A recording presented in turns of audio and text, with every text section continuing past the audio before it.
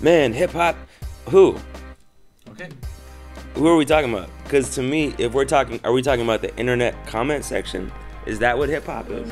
Cliche pressure off of a successful first album. It is kind of cliche, but there is pressure. But that right? dies down once you start again, and then you realize you're just making music, and this is what you've done your whole life, and it's kind of the same. It's either gonna sound good or it's not.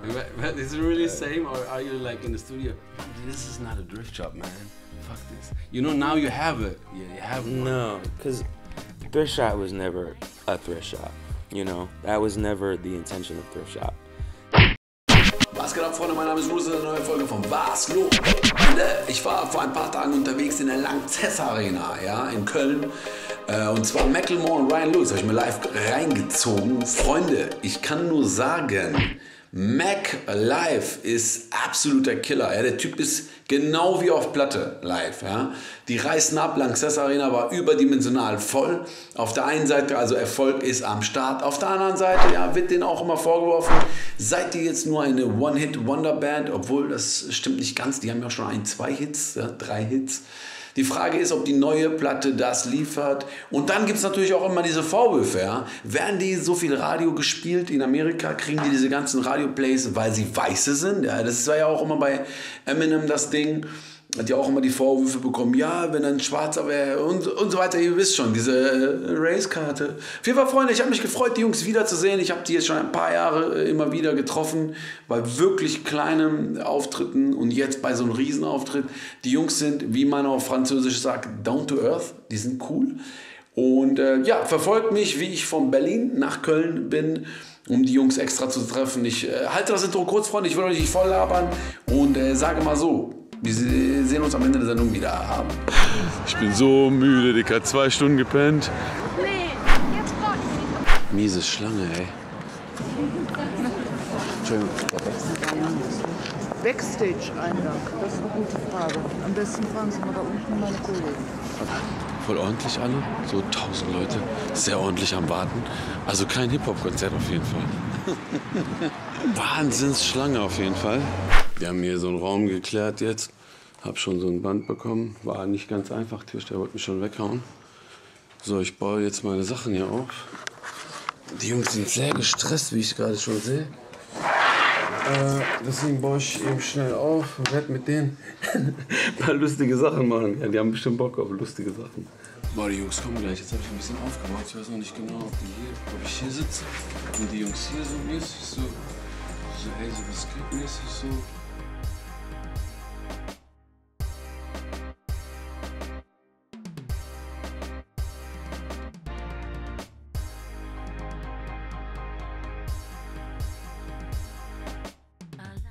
So you guys remember me? I'm doing this YouTube show. Yeah. I got you. I don't say yeah if you don't know. No, I do. That was like, that's where it's yeah, from. I don't know fucking. No, that's where it's from. I've been trying to think. So you said you remember me. You know where we met last time? No. You don't know, right? But I exactly know. The last time I saw you guys, you played the opening act, Splash Festival. It was like 3 o'clock Friday. Like people was like you know, Walking Dead. People was Walking Dead. You know, the festival style. Who the fuck are these guys? And some people was there and stuff. And then a year later, like 2012, I think, you was back then, Splash, back again. Then you had the big closing set. That was in 1 year. I never saw a band like this growing that fast. You made it, man, you made it. Respect and fun and love and everything. But there ain't no love, man, because people are fronting you right now. I have the feeling you have to excuse yourself for the success, you know what I mean? I think that we had a lot of success to a lot of people really quickly.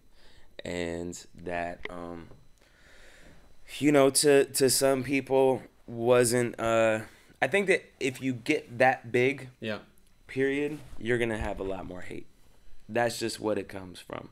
And for us, in the type of music that we made, I think that it was easy to, once it got to a certain point, once Thrift Shop got so massive that it was on every radio station all the time, that it was like, oh God, these motherfuckers. So I don't think that we necessarily get more hate than other artists on the same type of platform. So, and I definitely don't. I take the congratulations with the same way that I took it in 2013 or 2014. To me, this is what I've always wanted to do. Yeah. If I listen to too much of the hate, or if I subscribe to it, that's my own issue. But to me, I'm very happy with where we're at, and feel a lot of pride in how far we've gotten. Hey, you guys should be happy, man. You take a long time. People always say they grew up so fast, but I know you guys, you have a long time. But you know what I mean isn't the normal hate thing, the normal, oh man, not again this tune and stuff. I mean, you guys, you're a rapper, right? You guys see yourself as a hip hop artist, as a hip hop crew. How do you see yourself? Yeah, hip hop. Yeah. So I was like, okay, why is hip hop now hating on them? Because I mean, you know, well, who is hip hop? Yeah. Okay, you're right. that's to me, that's my question for that, because I hear that all the time. Like, man, hip hop, who? Okay. Who are we talking about? Because to me, if we're talking, are we talking about the internet comment section? Is that what hip hop is? We're talking about YouTube comment section. No, I saw this Sway interview with you guys. I saw, I don't know, Rosenberg. Everywhere you were, I take a quick look, just a quick look. And I saw you guys always, you know, excusing, you know, yeah, look, I was like, wow, why? Why isn't it like, yeah, man, you guys made it. Yeah, man, what is the next record about? You know? If you're talking, that oftentimes people read the internet like that's hip hop. Yeah. And to me, the internet is not hip hop. The internet is an open forum for people to talk shit, and to comment, and to critique, and to do it behind a screen. And I don't view that as hip hop. I view my peers as hip hop. I view the people that I look up to as hip hop. I view the people that we share the stage with as hip hop. I view where I came from as hip hop. Two very different places. And I think that in 2016 we often get that confused as but it's a part of the game now. Yeah, but it's as real as you make it. You know, because those people are always going to be the loudest. You know what I'm saying? Those people are always going to, on the internet. Yeah, on the internet. Because in real life, I don't have those conversations. In real life, with my peers, I don't have those conversations. Yeah, I know, true. Nobody's coming to you and, hey, guys, but in the internet, no. I would say the same thing to Sway or to Rosenberg or to you. I think that you guys give those people more credibility than they deserve by asking that question in the first place. Look, I would say this is differently, because for me, I don't know, because I'm not living in America or stuff, I don't know. But to me, it wasn't not a black and white thing until I read the news and the headlines about you guys talking about this. For me, it was, I saw you guys on Splash, I was wow, and then I, you know, I saw all the, I don't know, all the tours you made, you sold out, Grammys, blah, blah, blah. I was proud of you guys. I was like, yeah, man, I saw these guys. I always say, I saw these guys playing around the Walking Dead people. This is nice. But then I saw you on all these interviews, and then I was like, white, blah, blah, black, white, black. I was like, why is that like this? Is this an American type of thing? Yeah, I think probably more so. I think that the conversation around race, cultural appropriation, and who gets played on the radio, what artists get this was the most type of thing, who gets plays and why. Well, in order to get the level of success that we got, you have to be played on the radio. You got to be white for that? No, you don't. But I do think that for us and our story, it was easier for a demographic to be able to relate to us. You know, they see, oh, a white person, I could do that. Or, oh, that's safe. Or, oh, the kids are going to eat this up. Or the kids are going to pay money to go to the show. There was systemic benefits from the color of our skin that did play into our success. And I think that there was a critique on that. Yeah. But again, I would say that came from a hip-hop community, but it also came from a community that was completely outside of hip-hop and not part of the culture whatsoever. Still, there is not that much white rappers that fame like you guys, like you or let's say Eminem. But I mean, I remember back in the days when Eminem was coming up. Yeah. People hated on him also. Right. This what is it? The Source guy who was hating on him. You white and and stuff. Yeah. But again, now you and now again, you know, nobody learns from it. You know, I mean, you've made very good music, so why can't that? You know, that alone is enough. Yeah, but you know, I think that again, if you're listening to the critics or you're listening to a comment section, what good music is completely subjective. Because there's 13,000 people in a line right now to come see us in an arena in Germany. To me, that's fucking incredible. That's incredible. Yeah, I'm that's extremely proud of that. Yeah. I don't apologize for shit. I'm very, very, very excited You shouldn't, about but tonight. that's what I'm saying. And I don't. And I think that's a common misconstruction, because I can break down the system and detach myself from it, and I can put myself in it and analyze it. But I do think that it's important for me as a white rapper to analyze on the basis of my skin color how that plays to my advantage in this art form that was historically founded by black people and the oppression of people of color. I appreciate that. People criticize a lot Elvis Presley back in the days. He never did that. You know, he never reflects and stuff like this. Okay, let's make a point on here. Let's say something you said right now. There is how many people? 9,000? I don't know. 15. Fuck. 3 years ago, you was in an interview in Germany, in Berlin, and you said like 900 people coming. Wow, that's so great. 900 people coming. Damn. I asked the guy, the tour guy. I asked him, "It's sold out?" He's like, "Yeah, it's sold out, man." And this is one of the biggest, you know, we have over here. How does that feel, man? Shit. Incredible. Still, it's the biggest, our biggest headlining show since our last show in Ireland. Yeah. Amazing. Man, you guys, you know, back in the days when you were small, you have always to, you have to excuse yourself why you're still not successful. Mom and dad are like, get fucking jobs, you know. Yeah. Now you're huge and same problems, you know, just a different, you know, same shit, different day, you know. Now you excuse yourself for having success. So, let's talk your new album real quick. I don't have that much time, but just what do you think? How is the pressure for you, especially for you, because people say the beat production is very important. The beat. How does that feel for you, coming up with new beats, new ideas, and for you to write, and because you have Drift Shop in your mind, you have all this radio. How do you work on that, on the pressure?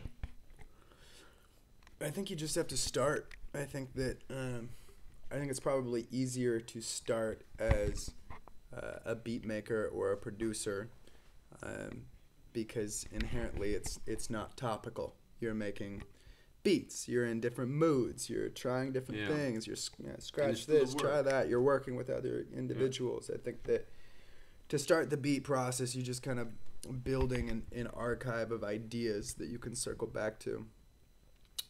And similarly, I think on the lyrical front, you just kind of have to start, and then eventually you arrive at the topics and the discussions that you want to have. So I think that, you know, like any album, there's a huge kind of first half of it period of just kind of arriving at free creativity and trying a bunch of ideas, and you know that the due date for the album is long down the road. Yeah. And then there's kind of the second half of making an album where you have a lot of different ideas up on the board and stuff that's halfway finished, and you have to figure out how to complete a bunch of stuff. You start to see it form as kind of one piece.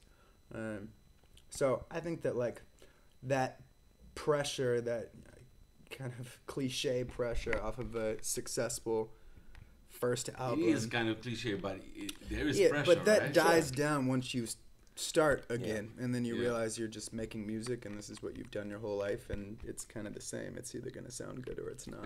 But is it really the same, or are you like in the studio, man, this is not a drift shop, man. Fuck this. You know, now you have it. Yeah, you have one. No, because Thrift Shop was never a thrift shop.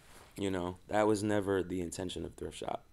And I think that if you try to set out to match Thrift Shop, for one, you're going to be very disappointed because the chances of that happening, it's just not going to happen again.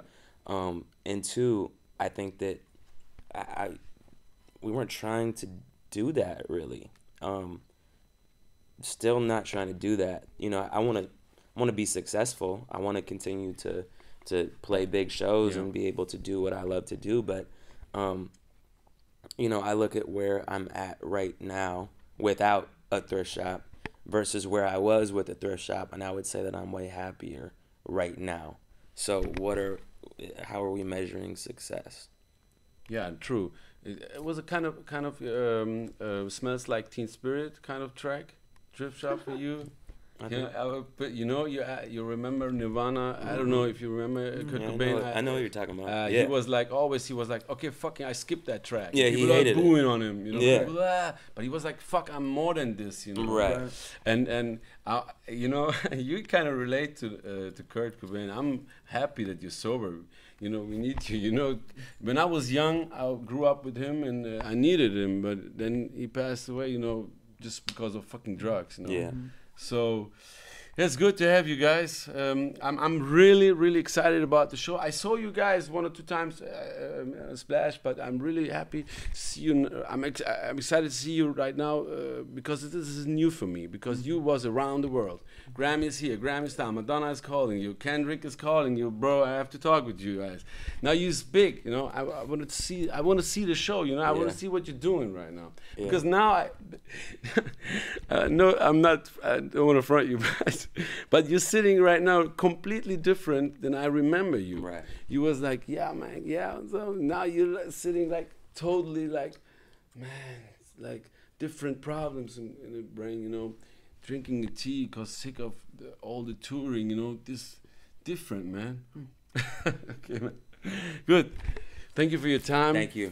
Appreciate it. Next time, I hope they give me more time, but this time, some really quick questions out of my community. We had a good conversation. Thank you very much.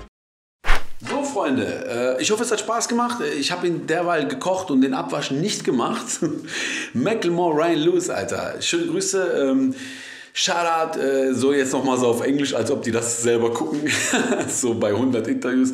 Aber ich muss sagen, wirklich cool, dass sie sich Zeit genommen haben für mich. Die waren war jetzt nicht so ein Interview-Marathon, wie ich angenommen habe. Die haben sich echt Zeit genommen, wir haben gechillt und die haben war kurz vorm Auftritt. Deswegen war das jetzt nicht so diese 2 Stunden Talk. Ihr wisst, was los.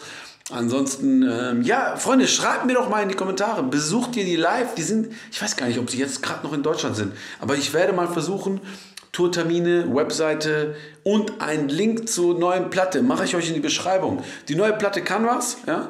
Zieht euch rein und sagt mir, ist das ein One-Hit-Band so, oder sagt ihr, nein, Mann, ich habe Macklemore schon die ganze Zeit verfolgt, der rappt 100 Jahre, natürlich darf man in diesem Zusammenhang auch Ryan Lewis nicht vergessen, der wird halt natürlich auch immer, Mac ist das Gesicht, so, ne? Aber Alter, die Beats von Ryan Lewis, so, die sind so krass. Digga, manchmal denke ich, der Beat wäre Platin gegangen, alleine schon. Monster Beats. Ich frage mich, ob er mal ne, diese typischen Saxophon und hast du nicht gesehen, Beats von ihm, ob die nicht mit anderen Rappern, also ob der nicht mal so ein Beat für einen anderen macht oder so. Das wäre natürlich auch mal eine, wie man auf Französisch sagt, ein Gedanke wert. Das könnte auch abgehen. Naja, ich bin gespannt, wie lange die Jungs sich halten. Im Moment läuft es ja wie geschmiert. Schreibt mir in die Kommentare, ob ihr die Jungs live gesehen habt. Ja, Lanxess Arena war ich ja in Köln. Wo wart ihr? Habt ihr die live gesehen? Schreibt es mir in die Kommentare. Abonniert meinen Channel hiphop.de. Checkt das ein Like für Macklemore und Ryan Lewis da lassen, Freunde. Ich muss Abwasch machen, kochen. Ich bedanke mich fürs Zuschauen. Ich gebe euch Gangzeichen, damit ihr wisst, das hier ist eine Hip-Hop-Sendung. Und mir ist egal, ob du schwarz, weiß, gelb, grün bist. Bist du wack, dann bist du wack. Ja, ich bin so cool. Nochmal so machen. Nein, nochmal die Haare, so, damit auch bloß alle sagen, Rooz macht immer so mit Haare. Wobei, diese liegen so flach, weil ich gerade aus der Dusche komme. Scheiß drauf. Freunde, ich bin raus. Wir sehen uns später.